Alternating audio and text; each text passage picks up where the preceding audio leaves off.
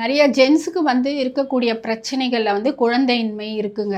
இந்த குழந்தையின்மை பிரச்சனைக்காக நம்ம டாக்டர் கிட்ட போய் நம்ம டெஸ்ட்லாம் பண்ணும்பொழுது, அவங்க வந்து அவங்களோட ஸ்பெர்ம வந்துட்டு டெஸ்ட் பண்ணி பார்த்துட்டு, அதில வந்து மொட்டிலிட்டி வந்து கம்மியா இருக்கு அப்படின்னு சொல்லுவாங்க. அதே மாரி ஸ்பெர்மோட கவுண்ட்டும் கம்மியா இருக்கு. ஸோ இது 2ம் கம்மியா இருக்கும் பொழுது, உங்களுக்கு வந்துட்டு குழந்தை பெத்துக்கிறதுக்கு சாத்தியமே கிடையாது. அப்படின்னு சொல்லிட்டு நெறைய மெடிசின்ஸ்லாம் குடுக்க ஆரம்பிக்கிறாங்க. ஸோ இது வந்து எப்படி இது ஏன் வருது அப்படின்னு பார்த்தீங்கன்னா, கண்டிப்பா இதுக்கு காரணங்கள் ஏன் வருதுன்றத விட, இதை வந்த உடனே இதை எப்படி சரிப்படுத்துறது அப்படின்றதையும் நான் சொல்றேன். இப்போ வந்து ஒரு ஸ்பெர்ம் இருக்கு அப்படின்னா, அது வந்துட்டு நல்ல ஒரு குவாலிட்டியா இருந்தா தான் அது வந்து ஹார்மோன வந்துட்டு ரெகுலேட் பண்ணும். ரெகுலேட் பண்ணணும்னா, அந்த ஸ்பெர்ம் வந்து குவாலிட்டியா இருக்கணும்.